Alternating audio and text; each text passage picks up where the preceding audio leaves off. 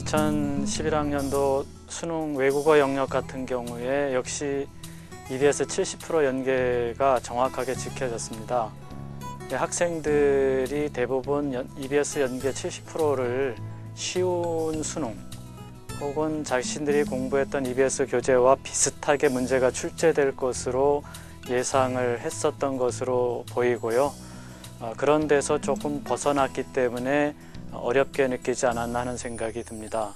EBS 연계율이 2012학년도에서도 70% 된다라고 말씀하고 있긴 하지만 2011학년도에서 보았던 것처럼 문제가 똑같이 나진 않습니다.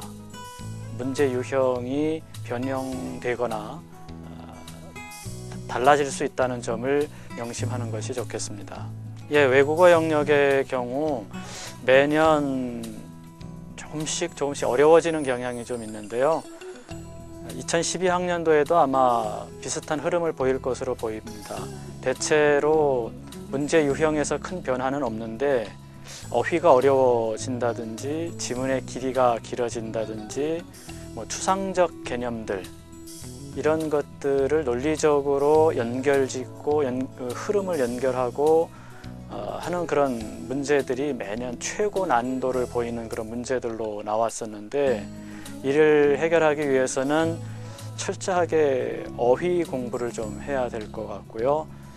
제시문 자체가 그렇게 어렵지 않아도 1, 2, 3, 4, 5번 답지에 나오는 그 어휘들이 어려워져서 아주 매력적인 오답들이 늘어나고 있었습니다.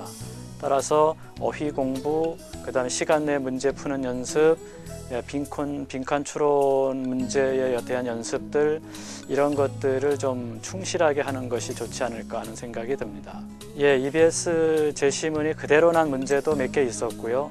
제시문 자체를 약간 좀 변형시킨 제시문으로 출제된 문제들이 좀 많이 있었는데 그렇다고 하더라도 어휘 문제가 듣기 문제로 나온다든지 어법 문제가 빈칸 추론 문제로 나온다든지 주제를 묻던 문제들이 어휘를 묻는 문제가 나온다든지 이런 식으로 문제 유형이 전부 바뀝니다.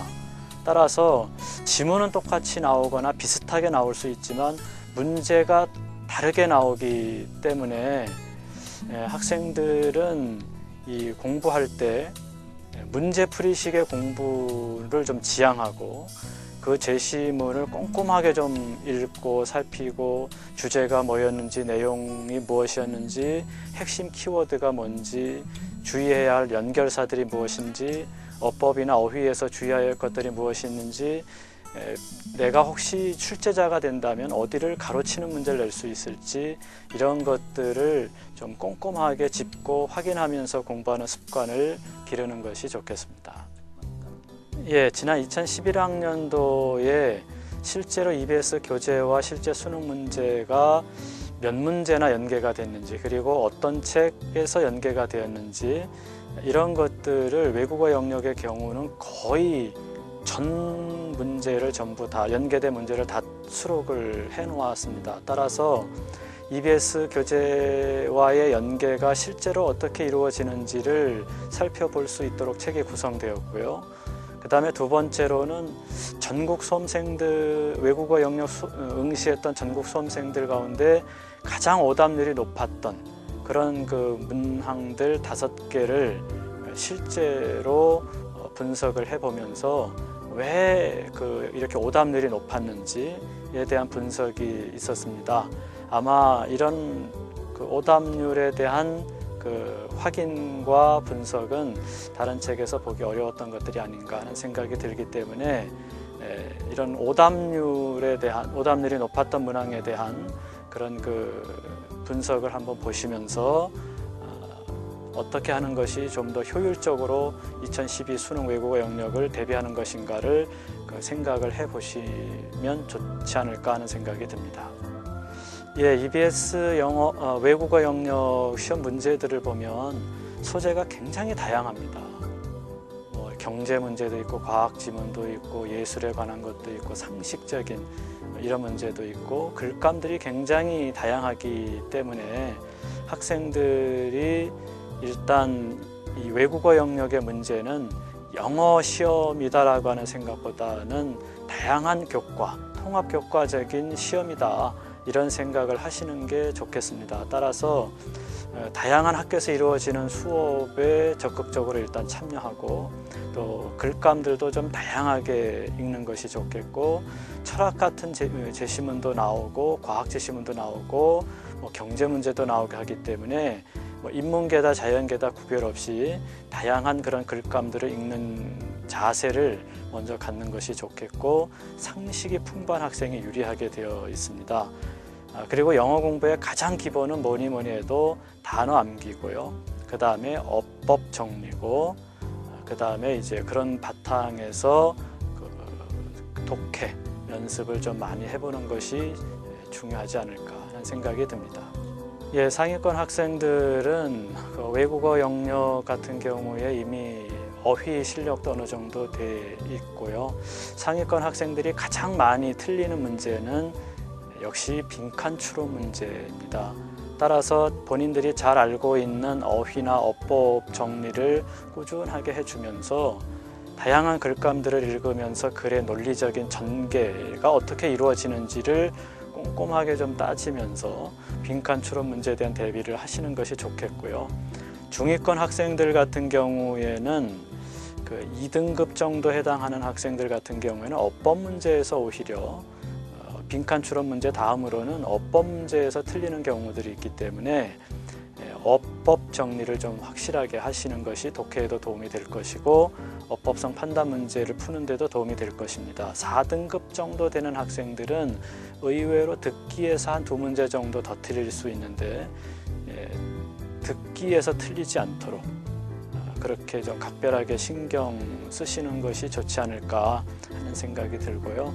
하위권 학생들 같은 경우는 듣기도 약하고 단어 암기된 것도 약하고 모든 면에서 좀 약하기가 쉬운데, 가장 기본적인 것은 듣기입니다. 듣기는 문제가 거의 정형화된 패턴을 이루고 있기 때문에 각 정형화된 그 패턴에 따라서 자주 시험 문제 출제되는 그 표현들을 먼저 익히는 것이 가장 중요하리라 이렇게 생각이 들고요. 그리고 나서 뭐니 해도 역시 하위권 학생들은 단어 암기부터 차근차근하게 시작하는 것이 좋겠고, 어법이 어려우면 쉬운 독해서부터 독해 연습을 바로 해서 주제가 뭔지, 글의 흐름이 어떻게 흘러가는지 하는 것에 대해서 쉬운 글감부터 연습을 해보는 것이 좋지 않을까 하는 생각이 듭니다. 예, 2012 수능 외국어 영역을 이제 본격적으로 준비를 아마 학생들은 시작을 했을 텐데요. 아마 지금쯤이면 가장 기본적으로 준비하는 것이 아마 3월 모의고사일 거고, 그러나 가장 중요한 시험은 6월 평가원 모의고사입니다. 그래서 6월 평가원 모의고사는 실제 2012학년도 수능이 어떻게 출제될 것인가와 가장 유사하게 한번 테스트해보는 시험의 성격을 띠고 있기 때문에 6월 평가 모의고사를 대비해서 전년도에 실제 수능과 6월, 9월 평가 모의고사, 그 전년도에 역시 평가원 주간의 모의평가 문제들, 이런 것들을 살펴보셔야 하고요. 그래서 어떤 유형으로 출제가 되었는지, 어떤 난도로 문제들이 출제되었는지를 먼저 확인하는 것이 좋겠습니다. 그래서 기출 플러스 EBS 교재라든지 이런 책을 통해서 이번 방학, 겨울방학이라든지 3월 초에 꾸준하게 공부를 먼저 하시고, 수능 특강이라고 하는 교재 같은 경우는 대부분 학교에서 1학기 수업 교재로 많이 쓰기 때문에 수능 특강을 학교 수업에서 쓸 경우 학교 수업을 철저하게 그리고 열심히 하시는 것이 좋지 않을까 하는 생각이 들고요.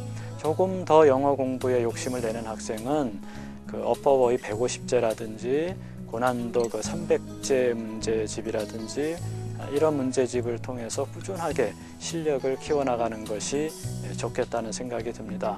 6월 모의평가 이후에는 자신이 틀렸던 문제들이 무엇인지 한번 곰곰이 생각을 해보면서 왜 틀렸을까를 잘 생각을 해서 대비를 하셔야 되고, 여름방학 이후에는 역시 파이널 실전 모의고사라든지 아니면 그 10주 완성이라든지 하는 책들을 통해서 계속해서 수능 대비를 하시는 것이 좋겠다 하는 생각이 들고요.